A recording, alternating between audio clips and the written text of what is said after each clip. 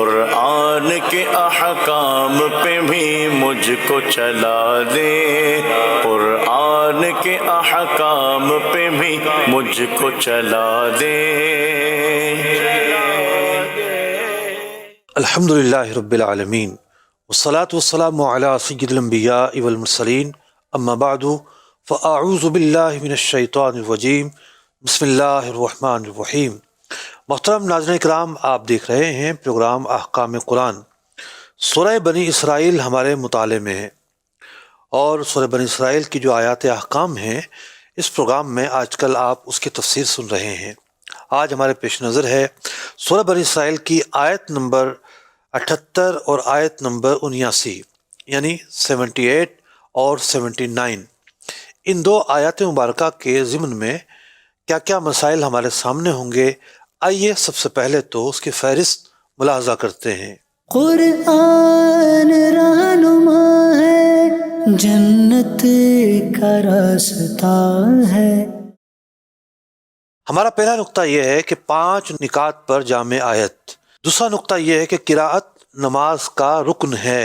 تیسرا نقطہ یہ ہے کہ فجر کی نماز وہ نماز ہے کہ جس میں دن و رات کے فرشتے جمع ہوتے ہیں۔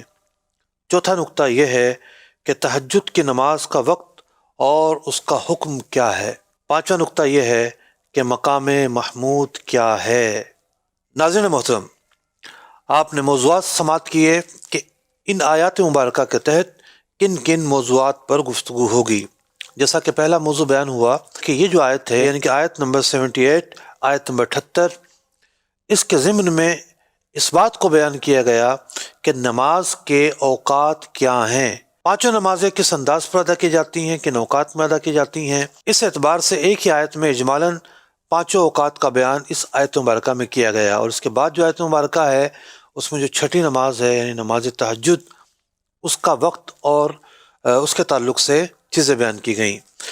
آئیے سب سے پہلے تو آیت نمبر 78 کی تلاوت اور ترجمہ سنتے ہیں۔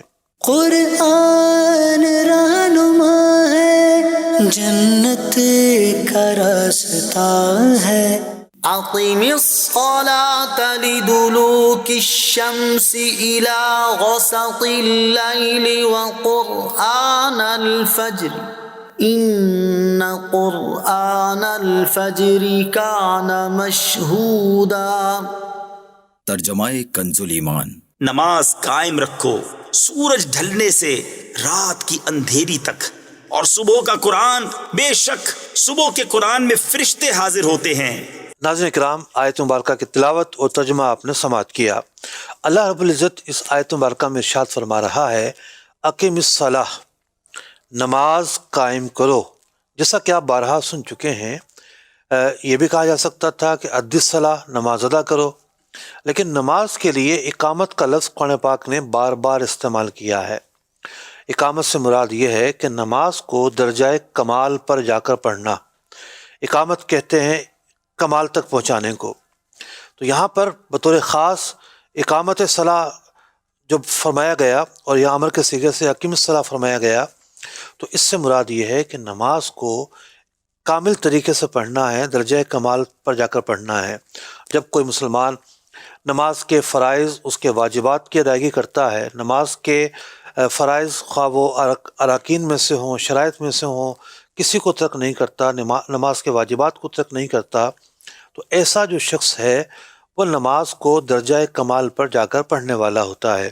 تو قرآن پاک نے نماز درجہ کمال سے پڑھنے کا حکم ارشاد فرمایا، اقم الصلاۃ، کہ نماز کو ادا کرو، نماز کو قائم کرو۔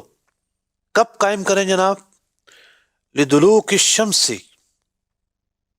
جب سورج جو ہے وہ مائل ہونا شروع ہو جائے، زوال ختم ہو جائے اور زوال سے وہ آگے بڑھے، تو پھر ظہر کا وقت شروع ہو جاتا ہے۔ جب وقت زوال ختم ہوتا ہے تو ظہر کا وقت شروع ہوتا ہے۔ تو دلوک کہتے ہیں میلان کو، لیکن یہاں پر زوال کا وقت ختم ہونا مراد ہے۔ کب تک نمازیں پڑھنی ہیں؟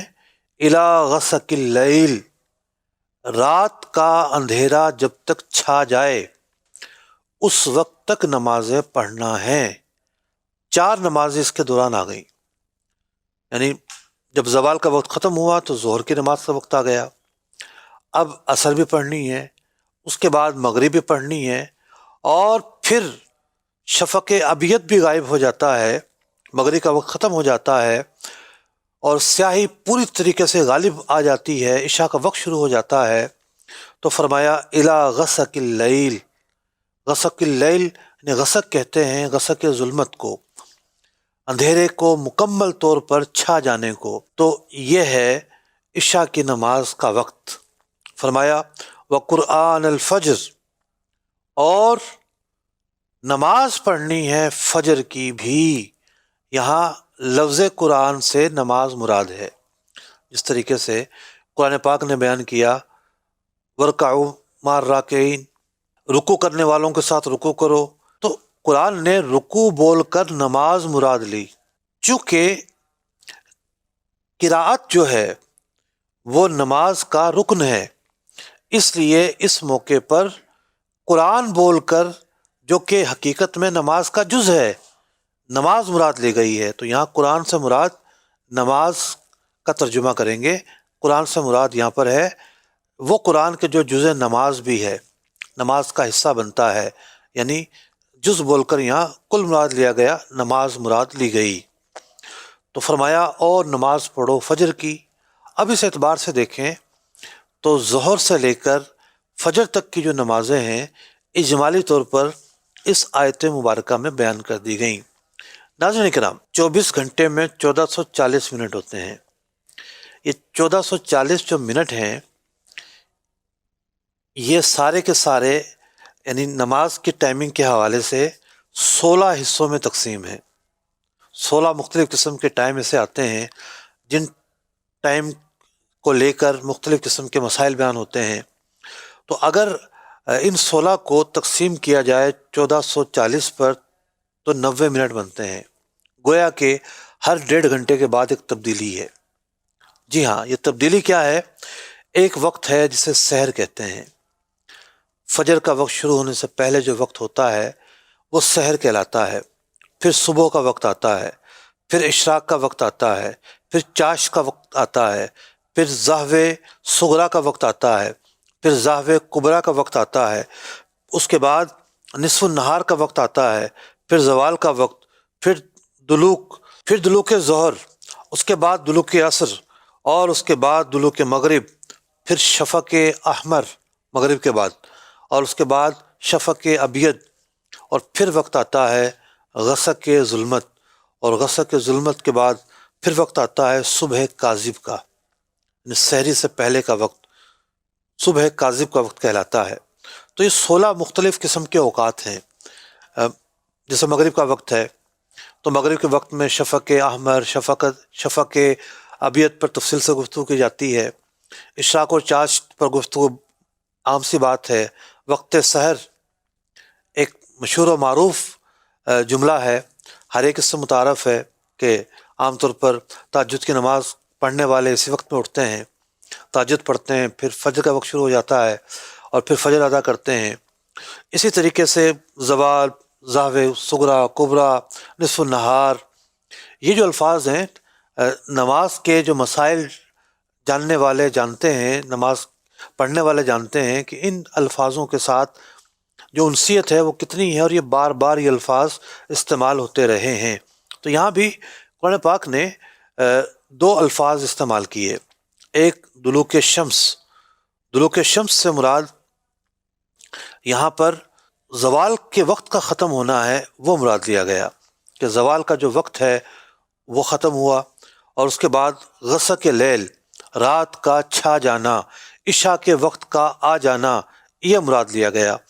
تو ظہر کی نماز زوال کا وقت ختم ہوتا ہے تب شروع ہوتی ہے، تو ظہر سے لے کر عشاء تک کی نمازیں پہلے حصے میں بیان ہو گئیں، اور اس کے بعد فجر کی نماز کا بطور خاص تذکرہ کیا گیا۔ ناظرین محترم، فجر کی نماز کے حوالے سے جو اسلوب اختیار کیا گیا، اللہ رب العزت نے ارشاد فرمایا قرآن الفجری، یعنی لفظ قرآن بول کر نماز مراد لیا اور نماز فجر ادا کرو۔ اب علماء نے اس اسلوب سے یہ نقطہ اخذ کیا، اگرچہ کہ نقطہ قرآن پاک میں دیگر مقامات سے واضح طور پر اخذ کیا ہوا ہے، اور یہ حکم بڑا واضح ہے۔ نماز کے اندر جو قراءت کرنا ہے یہ نماز کا رکن ہے، نماز کا ایک حصہ ہے۔ تو یہاں پر قرآن پاک نے جز بول کر کل جو مراد لیا ہے تو قراءت کو جز قرار دے دیا گیا۔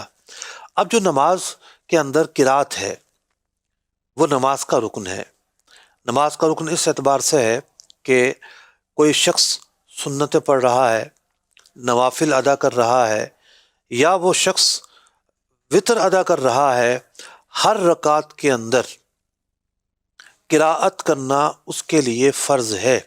یعنی جو حالت قیام ہے، حالت قیام کے اندر قراءت کرنا فرض ہے، لیکن ہر رکعت کے اندر یہ حکم ہے۔ البتہ جو فرض نمازیں ہیں، جیسے ظہر کی نماز ہے 4 رکعتیں اس کے اندر، عصر کی نماز میں 4 رکعتیں ہیں، عشاء کی نماز میں 4 رکعتیں ہیں، تو وہاں حکم یہ ہے کہ فرض کی جو 4 رکعت والی نماز ہے اس کی 2 رکعتوں میں قراءت کرنا فرض ہے۔ اگر کسی شخص نے ابتدائی 2 رکعت میں قراءت چھوڑ دی تو کم از کم وہ آخری 2 رکعت میں یہ فرض ضرور ادا کرے گا۔ لیکن جو 2 رکعت والی نماز ہے، جیسے نماز فجر ہے، تو اس میں ہر رکعت میں قراءت فرض ہے۔ اسی طریقے سے جو مغرب ہے، مغرب کا بھی حکم ہے کہ مغرب کی 1 رکعت ایسی ہے جو خالی ہے، باقی جو ہے 2 رکعتوں میں قراءت کرنا فرض ہے۔ اچھا، اب جو خالی رکعت ہے، خالی رکعت کے اندر جو فرض کی خالی رکعتیں ہیں وہاں پر مطلق قیام فرض ہے، قراءت اصلاً فرض نہیں ہے۔ البتہ یہ ہے کہ کوئی شخص 3 مرتبہ سبحان اللہ کہنے کی مقدار قیام کر لیتا ہے تو قیام پایا گیا۔ 3 مرتبہ سبحان اللہ پڑھ لیا تو بھی ٹھیک، اس نے سورہ فاتحہ پڑھ لی تو بھی ٹھیک۔ اگر اکیلا نماز پڑھ رہا تھا تو بہتر ہے کہ فاتحہ کے ساتھ ساتھ سورت بھی ملا لے۔ اب نماز کا ایک مسئلہ ایسا ہے کہ جس کے اندر یعنی فرضوں کی بات ہو رہی ہے کہ ایک نمازی مغالطے کا شکار ہو جاتا ہے۔ نماز کے اندر قراءت کی 2 حیثیتیں ہیں۔ ایک حیثیت یہ ہے کہ نماز میں قراءت فرض ہے۔ اگر الحمدللہ رب العالمین یہ آیت مبارکہ بھی پڑھ لی تو نماز کا فرض ادا ہو گیا۔ لیکن ایک حصہ وہ ہے قراءت کا کہ قراءت کرنا واجب ہے، یعنی سورہ فاتحہ پڑھنا واجب ہے۔ اب سورہ فاتحہ کے بعد سورت ملائی جائے یا کم از کم 3 چھوٹی آیات ملائے جائیں، یہ نماز کا واجب ہے۔ کسی نے صرف سورہ فاتحہ پڑھ لی، سورہ فاتحہ کا تو واجب ادا ہو گیا، ساتھ ہی ساتھ اس کا فرض بھی ادا ہو گیا۔ کسی نے فاتحہ چھوڑ دی لیکن کوئی اور سورت ملا لی یا کم از کم 1 آیت پڑھ لی، تب بھی اس کا فرض ادا ہو گیا۔ البتہ یہ ہے کہ سورہ فاتحہ کا پڑھنا چونکہ واجب تھا، یہ واجب اس سے ترک ہوا۔ تو ناظرین کرام، قراءت نماز کے اندر بعض مقام پر فرض ہے، بعض مقام پر واجب ہے، لیکن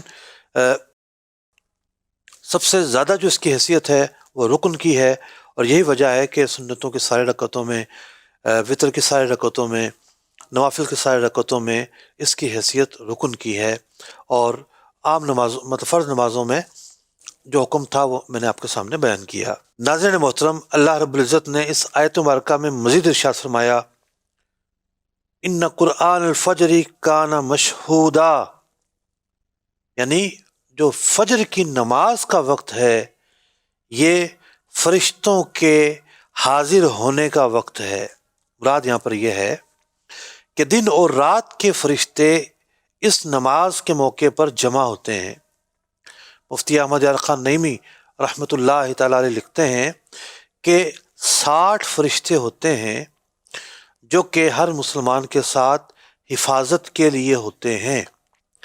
وہ 60 فرشتے پلس 2 کرامن کاتبین، ہر شخص کے 62 فرشتے جمع ہوتے ہیں، اور یہ جو حراست والے فرشتے ہوتے ہیں، حفاظت والے فرشتے ہوتے ہیں، یہ جمع ہوتے ہیں دن کے فرشتوں کے ساتھ۔ فجر کی نماز جب ختم ہو جاتی ہے تو رات والے فرشتے اللہ کی بارگاہ میں پہنچتے ہیں۔ ایک حدیث پاک میں یہ بھی ہے، بخاری مسلم کی حدیث ہے، یہ جو فرشتے ہیں عصر اور فجر میں جمع ہوتے ہیں۔ رات کے فرشتے عصر میں آتے ہیں اور پھر یہ فجر پڑھ کر جاتے ہیں۔ جب نمازی نماز فجر پڑھتا ہے، جماعت کے ساتھ پڑھتا ہے، یہ اللہ کی بارگاہ میں اس کے بعد پہنچتے ہیں۔ اللہ رب العزت باوجود یہ کہ تمام احوال سے واقف ہے، وہ ان فرشتوں سے پوچھتا ہے کہ تم نے میرے بندوں کو کس حال میں چھوڑا؟ وہ عرض کرتے ہیں اے مولا کریم، جب ہم ان کے پاس گئے یعنی نماز عصر میں تو ہم نے انہیں نماز میں پایا، اور جب ہم آ رہے تھے تو یہ لوگ نماز میں تھے۔ تو اللہ کی بارگاہ میں یہ فرشتے مسلمان کی گواہی دیتے ہیں۔ ایک روایت میں یہ ہے کہ نبی اکرم علیہ الصلاۃ والسلام نے ارشاد فرمایا، تنہا نماز پڑھنے کے مقابلے میں جماعت کے ساتھ نماز پڑھنا 25 گنا زیادہ افضل ہے، اور فجر کی نماز میں فرشتے حاضر ہوتے ہیں۔ حضرت ابو ہریرہ رضی اللہ تعالیٰ عنہ فرماتے ہیں کہ تم قرآن پاک کی آیت پڑھ کر دیکھ لو، ان قرآن الفجر کان مشہودا، کہ بے شک نماز فجر میں فرشتے حاضر ہوتے ہیں۔ ناظرین محترم، ہم بعض اوقات یہ سوچتے ہیں ہمیں کوئی دیکھ نہیں رہا، اللہ کے فرشتے ہمیں دیکھ رہے ہوتے ہیں، کرامن کاتبین تو ہمارے ساتھ ہوتے ہیں، بہت ساری چیزیں ہوتی ہیں خوش بختی کی، نیک بختی کی۔ اور ویسے بھی ہمارے بزرگوں میں ایک مشہور جملہ رہا ہے کہ صبح کا وقت نور پیر کا وقت ہوتا ہے، اور یہ بات کسی حد تک ٹھیک بھی ہے۔ بعض روایتوں میں آتا ہے کہ جو فجر کا وقت ہوتا ہے اس میں رزق تقسیم کیا جاتا ہے۔ جو شخص فجر میں حاضر نہیں ہوتا یعنی فجر کی نماز نہیں پڑھتا، سویا رہتا ہے، تو وہ اس رزق کی تقسیم سے محروم ہو جاتا ہے، اس رزق سے اسے کوئی حصہ نہیں ملتا۔ تو فجر کی نماز کے بعد دن کا جب آغاز کیا جاتا ہے تو وہ انتہائی بابرکت دن ہوتا ہے، انتہائی خوبصورت دن ہوتا ہے، انتہائی پیارا دن ہوتا ہے۔ تو مسلمان کتنا عظیم ہے، اس کے دن کا آغاز اللہ کی یاد سے ہوتا ہے، اللہ کی بارگاہ میں سجدہ کرنے سے ہوتا ہے، نماز فجر کی ادائیگی کرنے سے ہوتا ہے۔ تو نماز فجر کی کتنی اہمیت ہے آپ اندازہ لگا سکتے ہیں۔ یہ فرشتے ایک طرف یہاں نماز فجر میں حاضر ہوتے ہیں، اور ایک روایت کے مطابق نماز عصر میں حاضر ہوتے ہیں۔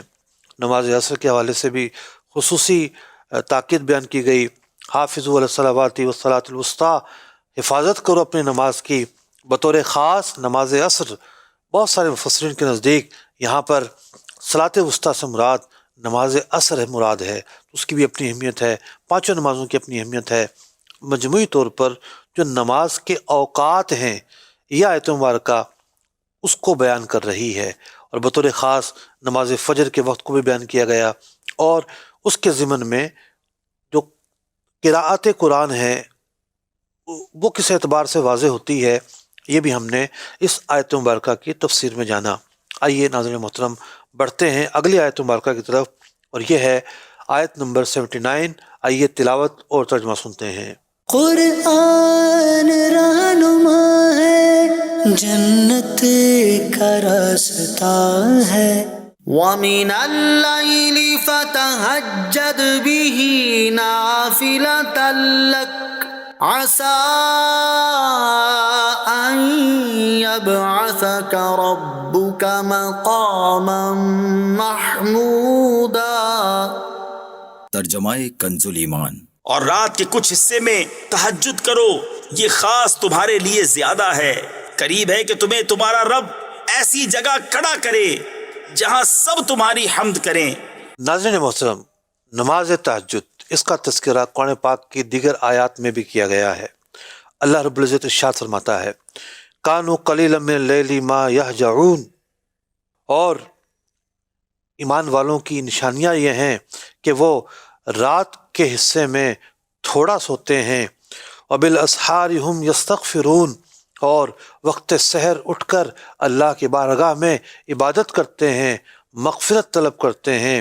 اور اس کے علاوہ ایک اور مقام پر ارشاد ہوتا ہے تتجافا جنوبہم عن المضاجع، اور یہ ایمان والے جو ہیں اللہ کی یاد کے لیے بستروں کو چھوڑ دیتے ہیں، ان کی کروٹیں بستر چھوڑ دیتی ہیں، یدعون ربہم اللہ کی عبادت کرتے ہیں، خوفا و طمعا اللہ کے خوف کی وجہ سے، اس کی رحمت کی لالچ کی وجہ سے، ومما رزقناہم ينفقون اور جو اللہ نے انہیں دیا اس میں سے خرچ کرتے ہیں۔ ناظرین محترم، تہجد کا ذکر قرآن پاک میں مختلف مقامات پر کیا گیا اور یہاں واضح طور پر فرمایا جا رہا ہے وَمِنَ اللَّيْلِ رات کے حصے میں فَتَہَجَّدْ بِهِ تہجد کہتے ہیں ترک نوم کو، نیند چھوڑنے کو، نیند چھوڑ کر اٹھیے، نافلۃ لک اور زائد نماز پڑھیے۔ نفل کا معنی ہے زائد چیز۔ یہاں نماز تہجد کو کس اعتبار سے زائد کہا گیا؟ ایک ہوتا ہے 5 نمازیں ہیں، 5 نمازوں پر تہجد ایک اضافی نماز ہے، اور یہاں پر جو خطاب ہے وہ نبی اکرم علیہ الصلاۃ والسلام سے ہے۔ وَمِنَ اللَّيْلِ فَتَہَجَّدْ بِهِ نَافِلَةً لَكَ جو کاف ضمیر واحد کا صیغہ ہے، واحد حاضر کا صیغہ، کہ تہجد کی نماز ادا کیجئے جو کہ آپ کے لیے ایک زائد نماز ہے۔ نبی اکرم علیہ الصلاۃ والسلام کے لیے نماز تہجد فرض تھی، یعنی مسلمانوں پر، امتیوں پر 5 نمازیں فرض، لیکن رسول اکرم صلی اللہ علیہ وسلم پر نماز تہجد بھی فرض تھی، تو چونکہ 5 کے مقابلے میں یہ ایک زائد نماز ہے، اس اعتبار سے اسے نافلتن کہا گیا۔ مراد نفلی نماز نہیں ہے، خود نفل کا جو لغوی معنی ہے وہ یہاں مراد ہے۔ اور اگر خطاب لیا جائے تمام مسلمانوں کو تو پھر تفسیر دوسرے اعتبار سے کریں گے، لیکن جو مفسرین نے مراد لیا ہے وہ یہی مراد لیا ہے کہ یہاں پر نبی اکرم علیہ الصلوۃ والسلام کی ذات مبارکہ مراد ہے اور آپ پر نماز تہجد پڑھنا فرض ہے۔ آپ کے علاوہ جو باقی امتی ہیں ان کے لیے نماز تہجد پڑھنا بہتر ہے۔ تہجد کی جو نماز ہے رات کے وقت میں ادا کی جاتی ہے، جب کوئی شخص نماز عشاء پڑھنے کے بعد سو جائے، اگرچہ کہ اسے محض ایک اونگ آئے، اب تہجد کی نماز پڑھی جا سکتی ہے۔ عشاء کی نماز کے بعد سونا شرط ہے، خواہ کسی کو لمحے بھر کے لیے نیند آئے، نیند کے بعد وہ بیدار ہوتا ہے، فجر کا وقت شروع ہونے سے پہلے نیت کر لیتا ہے، نماز تہجد پڑھ لیتا ہے، تو نماز تہجد ادا ہو جائے گی۔ کم سے کم 2 رکعتیں ہیں، متوسط یہ ہے کہ 4 رکعتیں پڑھی جائیں، اور زیادہ سے زیادہ 8 رکعتیں نماز تہجد میں پڑھی جاتی ہیں۔ نماز تہجد ایک انتہائی اہم عبادت ہے، یہ وہ عبادت ہے جو چہرے کا نور بنتی ہے، یہ وہ عبادت ہے جو قلب کے اندر نور پیدا کرتی ہے، روشنی پیدا کرتی ہے۔ یہ وہ وقت ہوتا ہے کہ جو انتہائی تراوٹ کا وقت ہوتا ہے، سارے سو رہے ہوتے ہیں، یعنی علماء لکھتے ہیں کہ جو فساق ہیں، فجار ہیں، وہ ساری رات جاگیں گے، جیسے تہجد کا وقت قریب آنے لگے گا، یعنی وقت سحر قریب آنے لگے گا، غفلت ان پر طاری ہونا شروع ہو جائے گی اور وہ نیند کا شکار ہو کر بستر پر ڈھیر ہو جائیں گے۔ جو اللہ والے ہوں گے وہ رات کے ابتدائی حصے میں آرام کریں گے، سوئیں گے، جب وقت سحر قریب آنے لگے گا تو وہ اس حصے میں بیدار ہو جائیں گے۔ گویا کہ فساق و فجار اور جو نیک لوگ ہیں ان کی عادتیں مختلف ہوتی ہیں۔ یہاں یہ واضح کرتا چلوں کہ بہت سارے لوگ ہوتے ہیں کہ جو فساق و فجار تو نہیں ہوتے، بدکار تو نہیں ہوتے، گناہ گار تو نہیں ہوتے، لیکن ان کی عادت ہوتی ہے کہ وہ پوری رات ہی جاگتے ہیں۔ تو یہاں یہ لوگوں پر مطلب کہ کلام کرنا مراد نہیں ہے۔ نماز تہجد کے فضائل احادیث مبارکہ میں بہت سارے بیان کیے گئے ہیں۔ ایک حدیث مبارکہ میں نبی اکرم علیہ الصلوۃ والسلام نے ارشاد فرمایا، رات میں قیام کو اپنے اوپر لازم کر لو، یہ اگلے نیک لوگوں کا طریقہ ہے اور تمہارے رب عز و جل کی قربت کا ذریعہ ہے، گناہوں کو مٹانے والا اور گناہوں کو روکنے والا ہے۔ ایک حدیث پاک میں ہے کہ نبی اکرم علیہ الصلوۃ والسلام نے ارشاد فرمایا، قیامت کے دن لوگ ایک میدان میں جمع کیے جائیں گے، اس وقت منادی ندا کرے گا، کہاں ہیں وہ لوگ جن کی کروٹیں خواب گاہوں سے جدا ہو جایا کرتی تھیں؟ وہ لوگ کھڑے ہوں گے، تھوڑے ہوں گے، یہ لوگ جنت میں بغیر حساب و کتاب داخل ہو جائیں گے۔ اللہ اکبر۔ فرمایا اور پھر اور لوگوں کے لیے حساب کا حکم دیا جائے گا۔ کتنی عظیم سعادت ہے نماز تہجد پڑھنے والے کے لیے کہ یہ لوگ جنت میں بلا حساب و کتاب داخل ہو جائیں گے۔ اللہ پاک ہمیں بھی تہجد کی سعادتیں نصیب فرمائے۔ ایک اور حدیث پاک میں آتا ہے، نبی اکرم علیہ الصلوۃ والسلام نے ارشاد فرمایا، جو شخص رات میں بیدار ہو اپنے اہل خانہ کو جگائے، پھر دونوں دو دو رکعت پڑھیں تو کثرت سے یاد کرنے والوں میں لکھے جائیں گے، یعنی اللہ کا ذکر کرنے والوں میں ان کا شمار ہوگا، ذاکرین میں ان کا شمار ہوگا، اہل غفلت میں یہ لوگ شمار نہیں ہوں گے۔ ناظرین محترم، حضرت ابو ہریرہ رضی اللہ تعالیٰ عنہ بیان کرتے ہیں کہ میں نے بارگاہ رسالت میں عرض کی، یا رسول اللہ صلی اللہ علیہ وسلم، مجھے کوئی ایسا کام بتائیے جسے میں اختیار کروں تو جنت میں داخل ہو جاؤں۔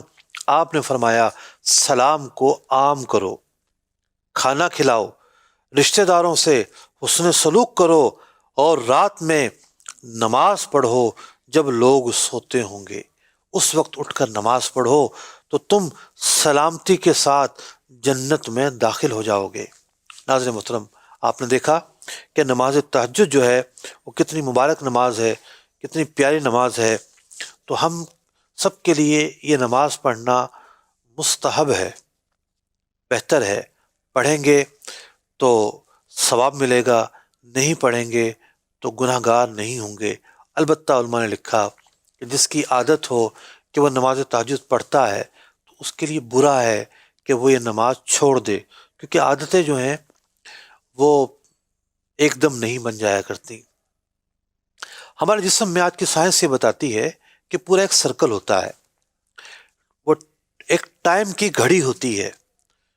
تو جو تہجد پڑھنے والے ہوتے ہیں انہیں رات کو جلدی نیند آ جاتی ہے، بس عشاء ہوتی ہے اور وہاں ان کی آنکھیں بوجھل ہونا شروع ہو جاتی ہیں، جمائیاں شروع ہو جاتی ہیں۔ یہ خوش بخت لوگ ہوتے ہیں، رات کو جلدی سو جاتے ہیں، صبح کوئی اٹھانے والا نہ ہو تب بھی ان کی چونکہ نیند پوری ہو چکی ہوتی ہے، 7-8 گھنٹے کی انہوں نے نیند کر لی ہوتی ہے۔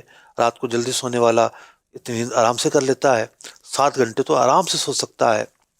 تو یہ لوگ تہجد کے وقت میں اٹھ جاتے ہیں، تہجد کے وقت میں اٹھ جاتے ہیں، اس پیارے وقت میں جو دن اور رات کا سب سے مقبول ترین وقت ہے، سب سے افضل ترین وقت ہے، اس میں یہ اللہ کا ذکر کرتے ہیں۔ جب لوگ سو رہے ہوتے ہیں، کوئی ڈسٹرب کرنے والا نہیں ہوتا، کوئی فون اس وقت نہیں آ رہا ہوتا، بچے نہیں رو رہے ہوتے، آرام کرنے والے آرام کر رہے ہوتے ہیں، سناٹا ہوتا ہے، اور پھر ایک روحانیت کا وقت ہوتا ہے، ایک روحانی فضائیں ہوتی ہیں اس وقت میں۔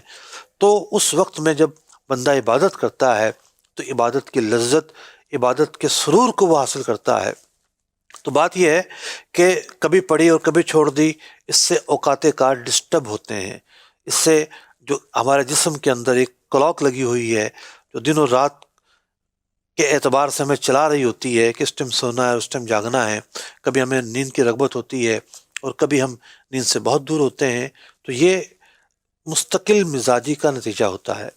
تو جب بندہ ایک عادت پر آ جائے تو پھر اس عادت سے نہیں ہٹنا چاہیے جبکہ وہ اچھی عادت ہو۔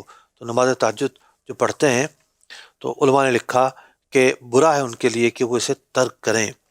ناظرین کرام، خطاب تھا اس آیت مبارکہ میں محبوب کریم علیہ الصلوۃ والسلام سے۔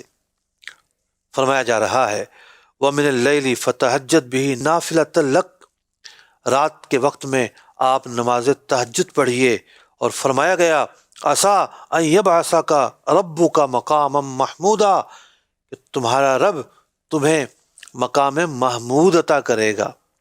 حمد کہتے ہیں تعریف کرنے کو، حامد کہلاتا ہے وہ شخص جو تعریف کرنے والا ہو، اور جس کی تعریف کی جائے وہ ممدوح کہلاتا ہے یا محمود کہلاتا ہے۔ یہاں مراد یہ ہے کہ اے محبوب علیہ الصلوۃ والسلام، ہم نے دنیا میں آپ کے ذکر کو بلند کیا، وَرَفَعْنَا لَكَ ذِكْرَكَ، آخرت میں بھی اللہ آپ کے ذکر کو بلند کرے گا، آپ کو مقام محمود عطا کرے گا۔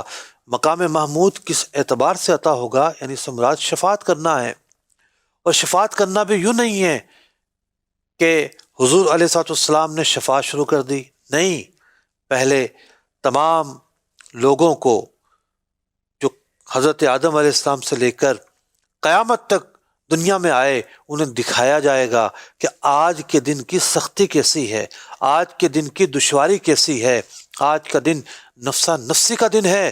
لوگ حضرت آدم علیہ السلام سے لے کر حضرت نوح علیہ السلام تک آئیں گے۔ اعلیٰ حضرت کیا خوب نقشہ کھینچتے ہیں کہ خلیل و نجی مسیح و صفی سبھی سے کہیں بھی بنی یہ بے خبری کہ خلق پھری کہاں سے کہاں تمہارے لیے۔ حضرت آدم علیہ السلام سے لے کر حضرت مسیح علیہ السلام یعنی حضرت عیسیٰ علیہ السلام تک لوگ سب کے پاس جائیں گے، سب کہیں گے اذهبوا الی غیری، نفسا نفسی کا عالم ہوگا۔ لوگ اپنے نجات کے لیے انبیاء علیہ السلام کے پاس جا رہے ہوں گے، لیکن وہ یہ کہہ رہے ہوں گے اذهبوا الی غیری۔ اور پھر جب لوگ حضور کی بارگاہ میں آئیں گے، آپ کی بارگاہ میں آ کر انہیں امن نصیب ہوگا، چین نصیب ہوگا، آنکھوں کی ٹھنڈک نصیب ہوگی، اس لیے کہ حضور فرمائیں گے انا لہا، آج کے دن شفاعت کرنے والا میں ہوں۔ تو پھر جب مخلوق یہ دیکھے گی کہ آپ ہماری شفاعت کریں گے، اللہ اکبر، تو پھر مخلوق آپ کی تعریف کیوں نہ کرے؟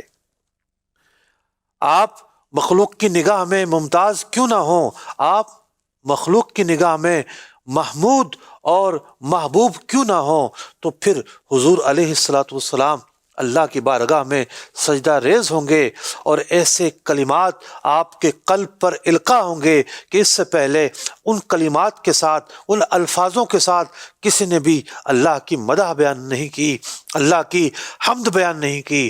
حضور علیہ الصلوۃ والسلام ان الفاظوں کے ساتھ اللہ کی حمد بیان کریں گے، اور پھر کہا جائے گا یا محمد ارفع راسک، اے محبوب علیہ الصلوۃ والسلام اپنے سر کو اٹھائیے، اشفع تشفع، آپ شفاعت طلب کیجئے، آپ کی شفاعت قبول کی جائے گی، شفاعت کا دروازہ کھول دیا جائے گا۔ محبوب کریم علیہ الصلوۃ والسلام لوگوں کی شفاعت کریں گے۔ تو یہ آیت مبارکہ بتاتی ہے کہ اللہ تعالیٰ نے نبی اکرم علیہ الصلوۃ والسلام کی شان بیان کرتے ہوئے، آپ کا مقام بیان کرتے ہوئے، آپ کے متعلق اوصاف بیان کرتے ہوئے واضح طور پر فرما دیا کہ آپ علیہ الصلوۃ والسلام کو اللہ تعالیٰ حق کے شفاعت دے گا، آپ صاحب شفاعت ہیں، آپ منصب شفاعت پر فائز ہوں گے، اور وہ جو دن ہوگا آپ کے لیے مقام محمود ہوگا، آپ تعریف کیے ہوئے ہوں گے، تو یہ مقام، یہ مرتبہ آپ کو حاصل ہوگا۔ اللہ رب العزت سے دعا ہے کہ ہمیں محبوب کریم علیہ الصلوۃ والسلام کی شفاعت نصیب فرمائے، قرآن کا سیکھنا سمجھنا ہم پر آسان فرمائے، فہم قرآن عطا فرمائے، نور قرآن عطا فرمائے، اور ہمارے جو ناظرین اس پروگرام کو دیکھتے ہیں اللہ رب العزت انہیں بھی دین و دنیا میں بھلائیاں اور برکتیں عطا فرمائے، آمین، بجاہ النبی الامین صلی اللہ تعالی علیہ وسلم۔ قرآن کے احکام پہ بھی مجھ کو چلا دے، قرآن کے احکام پہ بھی مجھ کو چلا دے۔